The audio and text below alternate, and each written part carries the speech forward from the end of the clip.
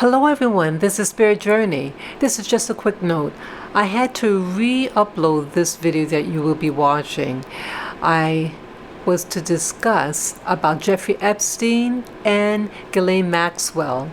That I thought it might have been some type of possible connections of those two, and with regard to the movie The Assassin's Creed. And when I did the movie, I had used for the visual portion of my video scenes from The Assassin's Creed, and YouTube said that I could not utilize it and it was banned worldwide. So I'm just re-uploading it, but removing the visual that was from the actual movie and replacing it with my own work. So, let us begin. Good afternoon, good afternoon. This is Spirit Journey, and I want to play a video in the background. This movie is called Assassin's Creed. The volume is off. I love this movie. I find it fascinating. Not so much the violence, but the purpose behind why they're doing something because of a conviction that they have. Not that I agree with everything that they're doing, because it's a lot of violence. The Assassin's Creed, in short, is about an oath that was made many years ago, and they're to uphold at any cost the protection of this artifact that allows free will. And those are the assassins. And then they have a counterpart organization, and that other group, I forget the name, but the Knights Templars. So it's the Knight Templars and the Assassins. They're the same coin, but opposites of each other. And the latter group, they want to get this artifact and to be able to subdue society, for them to not have free will. So that's where this movie comes in. But there's a twist to this movie that I thought was very unique. I've never seen anything like it. This is the very beginning. This young boy here, he one day grows up, becomes a man, and his genetics, his background, is an assassin. So what you see now, the young boy is on his way home, and he finds a surprise in his home, and that you're going to see shortly. But this movie reminds me of, I know it's very fanciful of me to even mention, very fanciful what could be behind what's happening now with Jeffrey Epstein, the human trafficker of teenage girls, and Ghislaine Maxwell, his accomplice. So the little boy here in this movie, that's the mom, and the mother is an assassin. And what happens? She is killed by her husband. And you later learn why this happened. Now, it wasn't just a random killing because they had a bad argument. Their whereabouts got found. And as generations and generations pass, these assassins are being stalked by the Knights Templars. And this is the father that you see here. And he tells the boy, your life is not your own. Sorry about this. It's in the wrong language, closed captions in French, and put that in English. So the father said their whereabouts got found, so you have to escape and just go, live your life elsewhere. So like live your life in the shadows. And that's what the boy does. But it's in their blood. You learn in the movie that there's something genetic about these people, these assassins. They had made a blood oath. And this blood oath doesn't die. It doesn't die when they die. And it just perpetuates. But there's a special program. See, this man, that man that you just saw with the glasses, is in on it to the arrest of the father. So they were already on their way to get this couple. So because they knew they couldn't escape, that the mother was killed. And as you see here, 30 years later, that little boy becomes a man and he gets thrown in prison for murder. And he's in anguish, this man. That's him now as a man, the little boy. And he's on death row. No. Sorry about that. Hey, be quiet there. Labby boy. Labby. Let's cut it out. So look here, they even get a priest to go speak with him. I apologize for my boy. Boys will be boys. You gotta be quiet. I love him to death. But it's really interesting what you're going to see, what's going to happen. Let's cut it out. Shh. It's quiet. Lavin, come over here. Come on. Does anyone want a little dog? Look, they're even going to execute him on his birthday. Okay, everything's done. What I'm learning about this movie, that everything is done for purpose. Nothing is just by happenstance. It's a strong.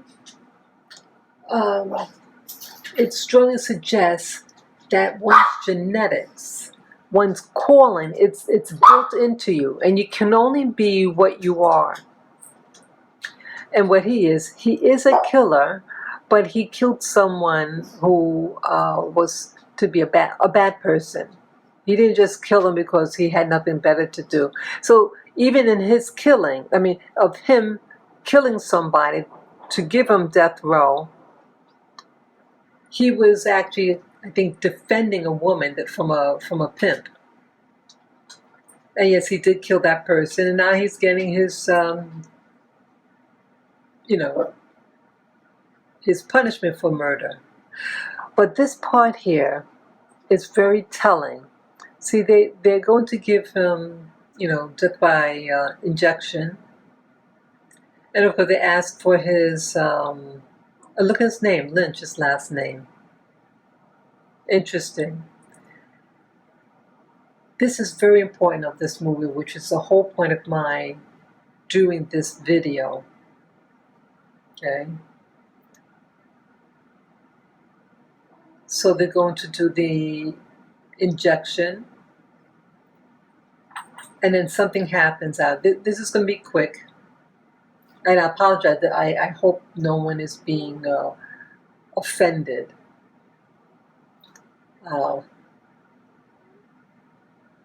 But it's very important what's happening here.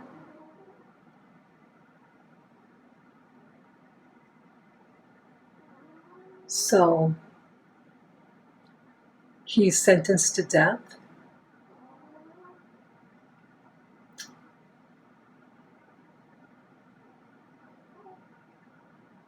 This woman is very key to the movie.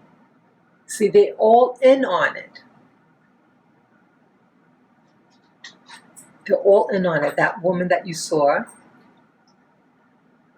and that the man at the house of the little boy who was there. See, they have a purpose too in the movie. Now the man is transitioning from life to, he's going on to the, passing over. And he's going to wake up and notice who he sees in front of him. That same lady that was in the prison watching him to die. Okay, so what happened was, get this, he's sentenced to death. See, she introduces herself. He was executed, and then they brought him back to life. Okay, and he kind of freaks out a little bit. Okay, so this woman that you see here with him, she also has a father, and the father was the one that was driving to the scene to arrest the parents. So what was actually going on with the parents was that to sacrificially kill the wife. He didn't want the wife to be killed by those men, and so she knew she had to die because they couldn't escape. And so she allowed the husband to kill her, and then the husband was to die later. That's just how they did it. But there wasn't any malice in the father. And the kid is traumatized, and he lived according to his genetics. His genetics is to kill, but for a purpose, not just a random killing. That's what's in him. And this organization is the one that was in the room to watch him die. And they, I guess, have some agreement with the state that some individuals, they're able to obtain the body. And again, he has no family because the father eventually had died, and the mother was killed by the father. Okay, so he's like of the state, and these other people here are in the same prison that he is, and you learn that all those people that are in the room with him right now are all assassins. So this special organization that's located in Spain, this is a prison in Spain, but it's like hush-hush of what they really are about. Finding and tracking down descendants of this Assassin's Creed, because they want to find this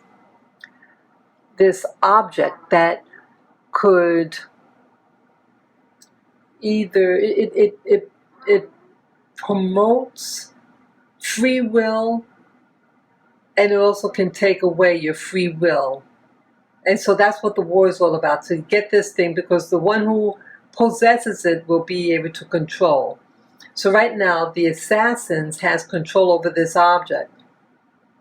Now the counterpart group, the Knights Templar, they tracked on any individual that they can find genetically that's related to anyone from the far past who had the whereabouts of this object that, when possessed, can really enslave a person to do the will of anybody. So they want to track this person down, the man that you see that just got fell to the ground with a dart in his neck, because he's a direct descendant of one of the assassins that had the last whereabouts of this apple. This they call it the apple, but it's really some type of coding system that could make you compliant. And so this organization that you see here that has taken over his will, want to put him in a time machine that could be linked through genetics. So this man's genetics will be now linked to his ancestor who had the whereabouts of this object that can give one authority over one's free will. So that's what's happening here. So they are imposing their will on this man to link him with his genetic ancestor and have him like remote view where this artifact is, because they want to steal it and take control over humanity. So you say, well, what does this have to do with what you want to talk about as it pertains to Jeffrey Epstein and Ghislaine Maxwell? Well, as many of you know, that Jeffrey Epstein was allegedly suicided. Some people think some people say he killed himself, while others say he was murdered. So a person like Jeffrey Epstein is a type of person who is in love with himself. It's about him, his needs, and his greed, and his lust for power. And he even had got in contact with Harvard University to do breeding for him. I think it was Harvard, but he does have a link with Harvard, some association. But either way, he wanted to get these scientists to obtain his genetics and impregnate 20 women at a time with his seed. So this type of man has all this grandeur, self-grandeur about himself. And again, he served his purpose for whoever was his handler, because I believe he did have a handler, but they were behind the scenes. So you only see Jeffrey Epstein, but now who's working behind him? And so what if, I know it's very fanciful, this imagination of mine, but what if someone like a Jeffrey Epstein hooked up with scientists that could take him, whether he killed himself or whether he was murdered, doesn't matter, because his higher ups have the power to bring someone back from the dead. Everything's about fulfilling a grandeur dream, your manifest destiny. What if people like Jeffrey Epstein had a destiny with some type of organization that has been around for many, many, many, many years, thousands of years, like a type of assassin or Knights Templar, where it's not about your life, because yes, your life could end before the function is up, not function, but before your aim is fulfilled. So they may be able to bring you back to life so that you could fulfill your purpose, your destiny. And you have technologies. And Hollywood, as they say, that art imitates life, right? What if something like this is what's really going on with these people who are about all these sexual practices of human trafficking young girls, even boys, all this human trafficking, because there's a purpose. It's not just lust, but it's a goal that they have. The goal ultimately is to control. I believe someone like a Jeffrey Epstein would be savvy enough to have someone that can possibly resuscitate him, have a will made up, but know that he can be brought back to life. And again, remember, he wanted to fulfill this particular goal of impregnating 20 women at a shot for a purpose. Now, I doubt that purpose is going to be extinguished. Someone like him, whether dead or alive, is going to fulfill his goal, and he has enough money to have people fulfill his will even at death. So, if you have technologies and people who could freeze your body or reanimate your body, what they call clones. And again, if he wants to impregnate 20 women at a time, that means it's something about genetics that he wanted to be closely associated with him. Could this be possibly his motive? Get a personal army of his own. He definitely had some type of manifest destiny that he wanted to fulfill. Could this be what's really motivating a type of Assassin's Creed? Not of anything of honor, but of just bloodthirsty greed to fulfill. So he's either killed or commits suicide. They take his body. You never heard anything about a funeral or where he's buried. Nothing like that. And he conveniently has his property, he had a, what do you call it? A last will and testament done a couple of days before his death. So some things could have been executed, that he knew something was going to happen, so he placed these guidelines. And people like him always have something up their sleeve. So I'm wondering, could Jeffrey Epstein and now Ghislaine Maxwell, who's now in custody in a holding cell in Brooklyn, New York, could this same cycle happen again? You never hear anything about where she, there's no picture of her during the arrest, no mugshot, nothing, absolutely nothing. They're keeping this from the public. Why? Because they're really high up, and they're revered enough for them to hide this shaming. They shamed Bill Cosby, R. Kelly, and other people. So it's not about, you don't want to show someone getting arrested. Some people, they go out the way to humiliate the criminal or the alleged criminal.